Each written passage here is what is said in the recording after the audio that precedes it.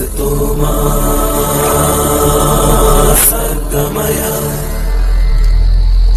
तमसो मा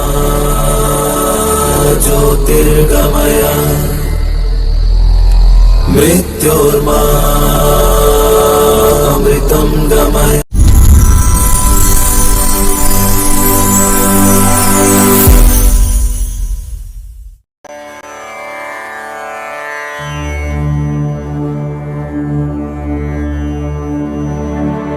જય શ્રી કૃષ્ણ। દોસ્તો, આજે મકર સંક્રાંતિ છે। આમ જોઈએ તો સંક્રાંતિ એટલે પ્રકાશનો અંધકાર ઉપર વિજય। ત્યારે આપણા જીવનમાં પણ આજના દિવસથી અજ્ઞાનરૂપી અંધકાર ઉપર જ્ઞાનનો વિજય થાય, તે માટે મનુષ્ય જીવનની કિંમત સમજીએ, મનુષ્ય જીવનનું મહત્ત્વ સમજીશું તો જ ખરા અર્થમાં સંક્રાંતિ આવશે।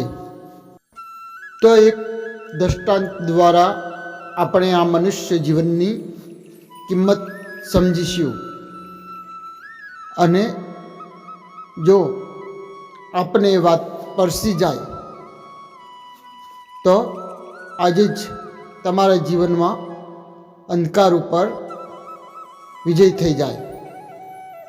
એક ખેડૂત હતો, તેને પોતાના 3 પુત્રો હતા। ત્રણેયને 500-500ની નોટ વાપરવા આપી, અને તેનો તે જે યોગ્ય લાગે તે ઉપયોગ કરવાની પણ સ્વતંત્રતા આપી। મોટો પુત્ર હતો તે આનંદ, મનોરંજન અને જમવાનો શોખીન હતો, માટે તેને તે રૂપિયા તેમાં વાપરી નાખ્યા। જ્યારે બીજો પુત્ર હતો તે વ્યસની હતો, તે જુગાર રમવા ગયો, તેમાં તે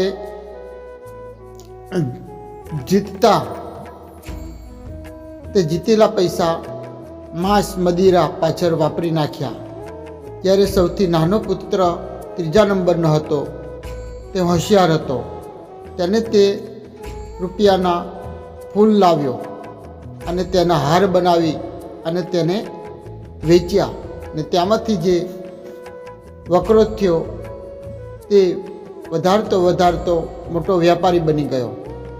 આમ આ દૃષ્ટાંત પરથી તમે બધા એ બાબતમાં તો સંમત થશો કે સૌથી નાનો પુત્રએ 500 રૂપિયાનો ઉત્તમ ઉપયોગ કર્યો, તે હોશિયાર છે। આમ આપણું જ પણ એવું છે। ભગવાને આપણને આ ચિત્ર એટલે કે મનુષ્ય શરીર આપ્યું છે, જે 500 રૂપિયા નહીં પરંતુ કરોડો રૂપિયા કરતાં પણ વધુ કિંમતી છે। ને આ કરોડની કિંમતનું જે શરીર છે તેમાં પોતાની બુદ્ધિ પ્રમાણે ઉપયોગ કરવાની આપણને સ્વતંત્રતા આપી છે। હવે આ જ શરીરથી આપણે જો ઈશ્વરનું ભજનમાં, ધ્યાનમાં વાપરીશું, ઈશ્વર માટે વાપરીશું, જેમ કે આંખથી સારું જોવા, કાન સારું સાંભળવા, પગ તીર્થયાત્રામાં જવા, હાથ કોઈને મદદ માટે, જીભ સારું બોલવા કે હતાશ થયેલાને ઊભા કરવા, અને સારું જમવા માટે, તો આપણા મન ઈશ્વરની ભાવવાળું બને। તમે જેવું જોવો, જેવું ખાઓ ને જેવું સાંભળો તેવું તમારું મન બને, અને જેવું તમારું મન બનશે તેવા તમારા કર્મો થશે। જેમ કે સારું જુઓ, સારું ખાઓ, સારા લોકોનો સંગ કરો, તો સારા સંસ્કારો મળતા ઈશ્વરના ભજનમાં મન ચોંટશે, કારણ કે વિચારો સારા જ આવવાના। પરિણામે ભગવાને શ્રીમદ ભગવદ્ ગીતામાં કહ્યું છે ને કે તું અંત સમયે મારું સ્મરણ કર તો મને જ પામીશ. તો અંત સમયે ઈશ્વરનું સ્મરણ થશે અને અનેક જન્મોના ચક્રમાંથી છૂટીને ઈશ્વર પ્રાપ્તિ કરી શકીશું. પરંતુ આ શરીરને ખરાબ જોવા ખાવા માટે વાપરીશું તો તેના પરિણામે તમારા મન પર ખરાબ સંસ્કારો પડશે અને તે ખરાબ સંસ્કારો તમને બળજબરીથી પાપ તરફ ખેંચી જશે અને અધમ યોનિમાં જવું પડશે. માટે અંત સમયે તેવો જ ભાવ આવતા આપણે બીજી અધમ યોનિમાં જન્મ થશે. ગંગા પુત્ર ભીષ્મ પિતામહે આજના જ દિવસે એટલે કે મકર સંક્રાંતિ ઉપર પોતાનો દેહ છોડ્યો તો સ્વયં ભગવાન શ્રી કૃષ્ણ તેમની સમક્ષ ઊભા હતા. તો આપણું પણ જીવન આવું બને તે માટે સતત પ્રકાશમય જ્ઞાનવાન અને વિચારયુક્ત જીવન જીવીએ તો આપણું પણ અંત સમયે ઈશ્વરનું સ્મરણ થશે. આમ મારો કહેવાનો મતલબ કે આ મનુષ્ય જીવનની કિંમત આપણે સમજીએ. તમને મળેલી એક ઉત્તમ તક છે. જો આપણે તેને નહીં સમજીએ તો આ મળેલી તક આપણે ગુમાવી દઈશું, જે ફરીવાર નહીં મળે.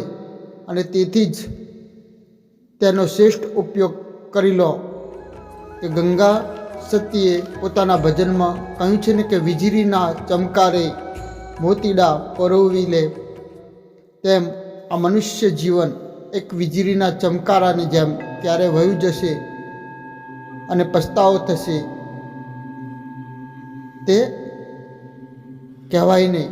બાકી આ ધન દોલત માન સન્માન અપમાન જય પરાજય નફો ખોટ હાર જીત સુખ દુઃખ જય અપજસ બધું એક ચક્રની જેમ ફર્યા કરવાનું છે. તે કાયમી નથી, તે વ્યર્થ શુલ્લક અને અસ્થાયી છે. તેમાં બહુ ધ્યાન ના આપો. ગમે તેવી જીવનમાં ઉતાર ચઢાવ આવે તેમાં ગભરાઈ ના જાઓ. તમારું એકમાત્ર લક્ષ્ય એટલે ઈશ્વર ભજન ના છૂટવું જોઈએ. તો જ આ મનુષ્ય જીવનની કિંમત સમજ્યા ગણાશું. નહીં તો ભગવાન શંકરાચાર્યે કહ્યું છે ને કે પુનરપી જનનમ પુનરપી મરણમ પુનરપી જનની જઠરે શયનમ. અર્થાત આ સંસારમાં ફરી ફરીને જન્મ, ફરી ફરીને મરણ અને વારંવાર માતાના ગર્ભમાં રહેવું પડે છે. તેથી હે મુરારી, હું આપના શરણે આવેલું છે. તો આ મનુષ્ય જીવનનું આપણે આજના પવિત્ર સંક્રાંતિના દિવસે આપણે સંકલ્પ કરીએ કે અમારા જીવનમાં પ્રકાશ આવે અને મનુષ્ય જીવનનો શ્રેષ્ઠ ઉપયોગ કરીએ. તે જ મનુષ્ય જીવનની સાચી કિંમત છે. અસ્તુ. જય શ્રી કૃષ્ણ. तुम्हें अपना